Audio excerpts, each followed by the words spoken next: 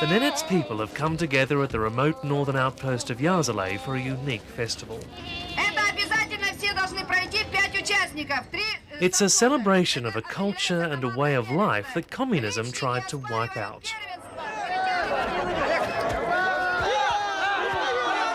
Under Stalin, their clan leaders and holy men were shot. The people were forced into collective farms. Yet, for half the Nenets population, their normal home is still a teepee on the frozen tundra. Against all odds, they have remained Arctic nomads. It's really rare. I mean, this is one of the unique situations in the north anyway. I mean, I've never seen any cultures in the American Arctic or Canadian Arctic that live this way, you know, maintain to keep their culture in the midst of all the changes. The Nenets survived by adapting communism to the tundra.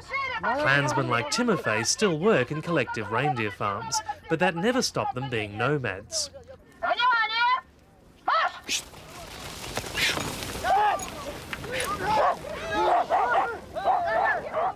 They farmed by herding the reindeer across the open plains, living as they'd always lived and resisting all pressure to move to towns.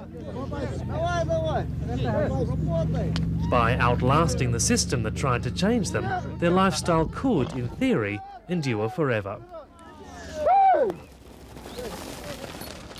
But the Nenets could still be denied a happy ending, because while the life they lead in this land is unique, so is what lies beneath it, the world's largest concentration of gas.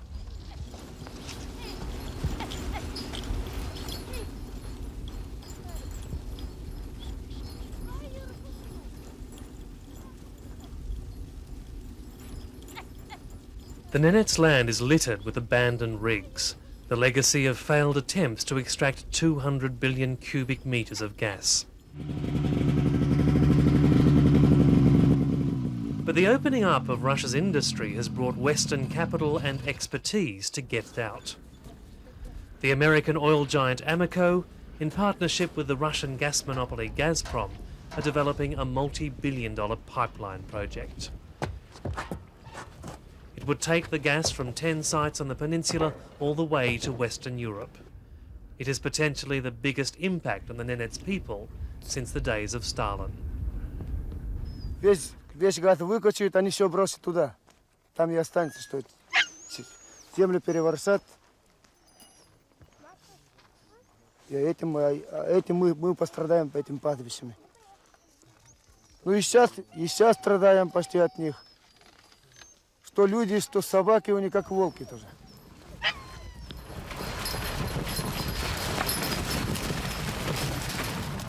Timofey's home is the vast tundra of the Yamal Peninsula. But this week his camp has come within a sled ride of Yazale for the festival.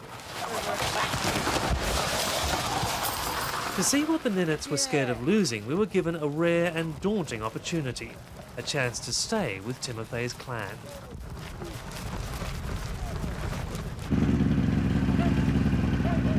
As we arrived at sunset, it appeared the Nenets saw little need for modern goods at all. The adults had brought back a few basic items from the town store, condensed milk, some tea, but the children seemed happy just to be here. With the temperature plunging toward -20, Timofey quickly dispatched us to the teepees where we'd spend the night. Inside, the women had prepared a banquet of raw fish and reindeer stew. Elders like Nadia have chosen this life. As a child, she spent years in the town school, but returned to the tundra. She now fears her children may not have that choice. Это хорошо, плохо? Нам хорошо, да. Газ. Нам плохо. Почему? Потому что нашу землю отбирают от нас. А где дети наши будут жить? Не все же хотят в поселке жить. Вот, например, сын учится пока, потом вырастет. Он же не будет в городе жить. Не захочет. У него же олени будут, есть у отца. Наследство. Может, он хочет жить в тундре. А где он будет жить? Вот поэтому не хотим. Аркамбонная автозарка. Tatang kurang mah, kehenan lah nak kencing. Dia wearing go.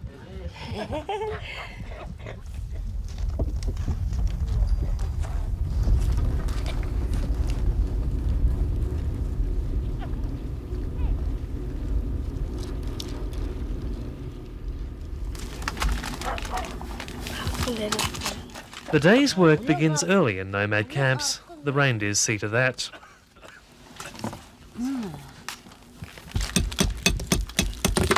To survive the isolation and hardship of the tundra, the Nenets depend on two basic certainties: clean water and open pasture. The first chore for the women is to collect a chunk of frozen stream water for tea and washing. Then they saw some reindeer meat for breakfast.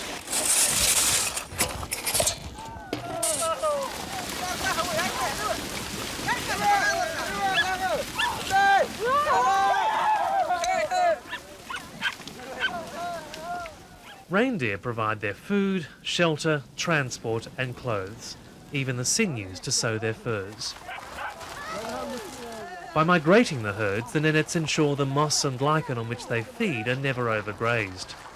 It's a delicate balance they have achieved over centuries. What they fear is that gas companies have no such concerns. Сами там сверху там решают, как там будет. До нас не доходит.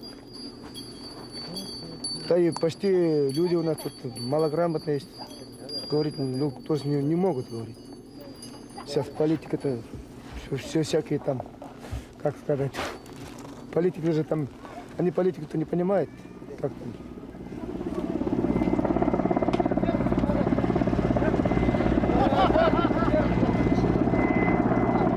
Back in Yazale, executives from Amoco have come to tell Nenets leaders they have nothing to fear and everything to gain. Their message is the pipeline can be built without harming the land or the reindeer migration. The pipelines will be installed in the winter when the permafrost is frozen, so there'll be very little damage to the permafrost at that point. With regard to the reindeer, the animals are herded, so the routes will be mapped prior to the development and crossings will be built for the reindeer. But the senior Nenets, like Timofey's leader Sergei Sarateto, just don't believe it. Потому что газ без ущерба добываться никак не может. Потому что приходят на добычу газа самые тяжелые машины. Очень тяжелые машины, которые, вот даже возьмем трактор, который весит по 40 тонн. Если проехал по тундре, это 40-тонновой, который весит 40 тонн КМСУ. И след никогда не исчезает в земле. Шрам все равно останется. It's Russia's past record in exploiting gas and oil that has left the Nenets uncertain and deeply afraid. Vast areas of the western Siberian plain have been devastated by explosions and oil leaks. Development by cash-strapped governments has been guided by three principles: rapid construction, quick returns, and disregard for the environment and local people. But Gazprom insists they've changed. Конечно, а как же? Мы ознакомливаем всеми нашими техническими проектными решениями. Доводим до сведения, они обсуждают, вносят, да, с чем-то не согласны, находим, так вот работаем. Не так, как раньше навязывали, просто пришли, вроде отработали и ушли. Наследили или ушли.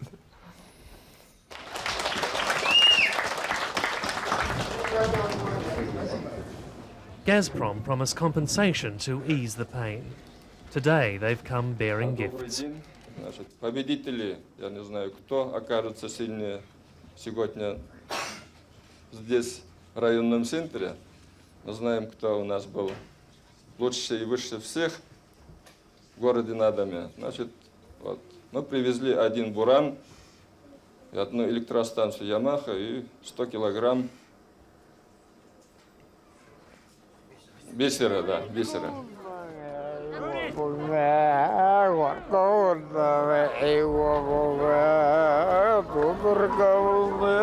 But not everyone welcomes Gazprom's generosity.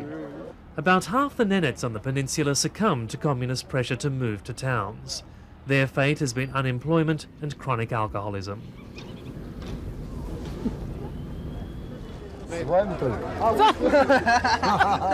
Valentina Vaknina, a collective farmhead who has worked with Nenets all her life, believes gas compensation is making things worse.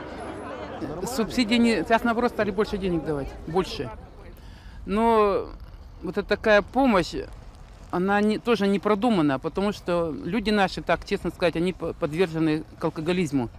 И в поселках, которые вот эти получают подачки, люди не стали просто работать, поселковые.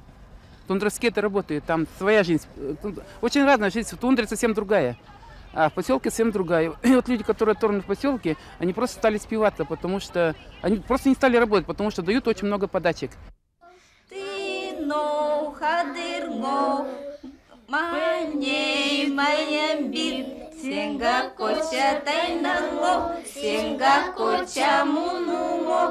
A sign of hope for the future is that Nenets' children are choosing their own path. At this school in Yazale, children spend 9 months of the year away from their nomad parents, but they are no longer forced to abandon their culture. A teepee helps the youngest adjust to life indoors. Songs and games help them keep their language. In a few days, they will join their parents for the northern migration across the tundra. And while they confess they'll miss their computers, they all say they prefer the tundra. Потому что там охоту ходим, на охоту. Еще почему?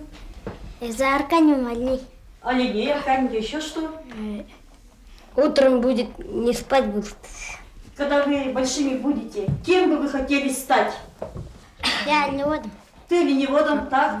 Ну давайте все быстро думайте. Я учитель. Ты учителем? Молодец, надо быть. А еще кто хочет кем стать?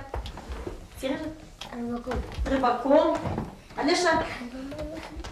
Кем ты думаешь, вот, когда большим будешь, а? Ну? Начинай. The question for these children is how long they will have the choice. Amoco has pledged to respect the Nenets' culture and traditional roots. The company has helped fund the Smithsonian Institute to conduct the first serious study of the Nenets in 70 years. Amoco has been able to bring some new ideas and some new technology, and I think everybody's evolved. Gazprom is thinking more about native culture, about how they can work together with the Nenets people, and we've been trying to help with that as well. There's going to be some hard times. They've got some bargaining to do, but I think the local people realize that they've got to have some economic support. They want their kids to go to school. They want to improve the towns they have. I think it's necessary, and I think it'll survive. But the injection of what could be $15 billion into the project could test that optimism to the limit. Sven Harkinson is spending 3 months with a nomad camp to follow the northern migration. He fears that after enduring the repression of communism, the Nenets may finally succumb to the lure of development. To be honest with you, it's going to change their lives probably forever. Once you start bringing money into an area where people have never had it before, they're going to want foreign goods, they're going to want snow machines, the women are going to want a house, they're going to want things that make them seem like the rest of the world. Alcoholism, violence, all of that will probably increase once more and more Nenets decide to live in the villages.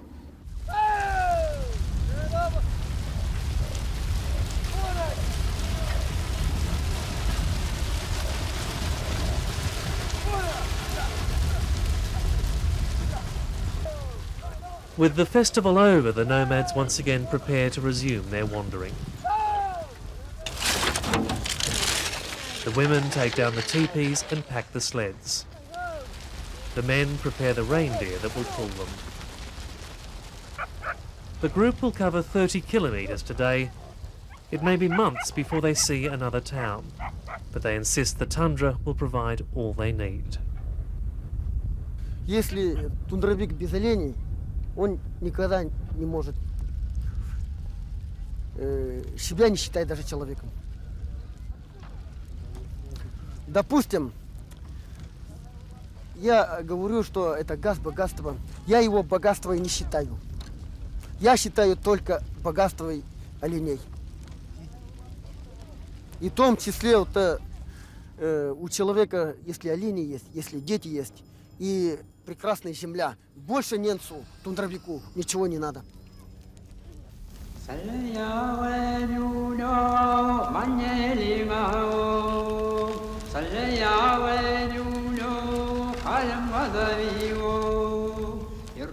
The migration across the tundra is a unique and rarely glimpsed sight. The isolation of the Arctic gave the Nenets respite from Stalin's clutches, but also hid them from the wider world.